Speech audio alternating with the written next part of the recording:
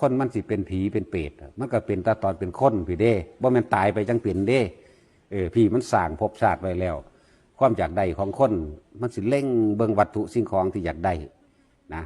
มันสิเล่งเบิ่งว่าเฮ็ดจังใดกูสิได้น้อยช่วงนั้นความนี้มันถีเล่งไว้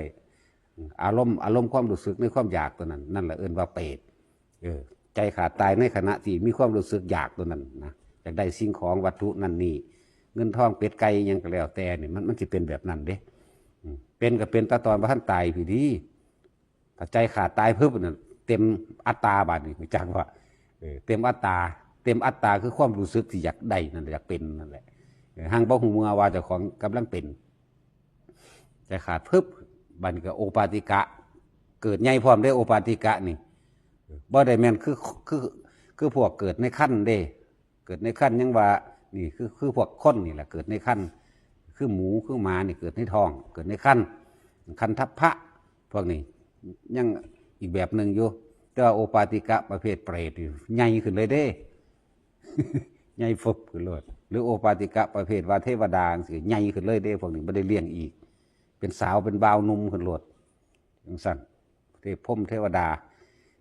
แล้วก็โอปาติกะทั้งเปรตทั้งอสุรกายสัตว์นรกเรานี่ใหญ่ขึ้นเลยเด้อไม่ได้เลี้ยงเด้อนะมันเป็นน้ำตอนเขาเป็นตอนที่บ้านตายใจบ้านขาดนี่มันเป็นกันเลยมันสิแฝงอยู่ในล่างค้นเจ้าเดี๋ยวนี้เจ้าคิดไปถึงบางใดเก่ามีความรู้สึกบางใดความเข้มข้นของภ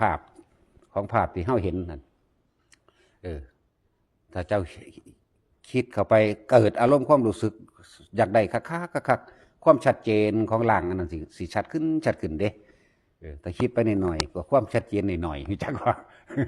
เป็นภาพนักล่างขึ้นมาซื่อๆเด้เวลาไปเห็นนั่นเห็นนี่เขามั่งสิเขาก็ว่าได้ว่าเขาสิอยากเบิ่งเด้มันนั่งเป็นนะนั่นแหละมันเป็นสันมันเป็นอยู่ที่ตัวความคิดกับความรู้สึกผีดีมันเป็นมานั่นนะคือเขาขี่รถมาจังสิปึ๊บมันหูจักเราได้ว่าผู้นั้นเป็นหมาดำหมาแดง มันหูจักเราได้ผู้นี้เป็นแบบใดมันเห็นเราเองไหมมันไม่ได้อยากเห็นเนี่ยล่ะทางเทศก็ยิ้มใช้ซื่อๆนี่แล้วเดี๋ยวสั้น คือเขามาถวายของยุ่งสิแต่ว่าใจเขาอยู่พุ่นเด้เขาไม่ได้อยู่น้ำมันเขาไม่ได้อยู่น้ำบุญเขาไม่ได้อยู่น้ำของท่านที่เขากำลังถวายแล้วเกิดความสงบเย็นใจของเจ้าของเด้เขาไม่ได้อยู่ในตัวนี้เด้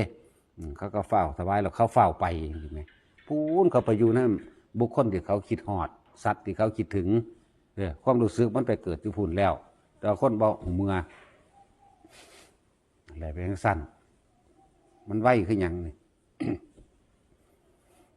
แต่เป็นก็เป็นตอนที่เป็นอยู่ดีๆแต่พวกเขาบอกหูจักซื้อคนสิเป็นเปรตมันก็เป็นตอนที่เป็นอยู่เดี๋ยวนี้แหละมันสิเป็นภาพล่างๆอันหนึ่งเลื่อมอยู่ในตัวอันนั้นคนสิเป็นเทวดามันก็เป็นล่างๆเลื่อมอยู่ในอันนี้คือกันอยู่ในร่างกายเก่าเขานี่แหละเป็นไปจากความรู้สึกนึกคิดของเจ้าของนี่ดีนั่นแหละจึงบอกว่าความคิดทั้งหลายเป็นเหตุเป็นปัจจัยให้บังเกิดภพมันเกิดมาจากไสบัดนี้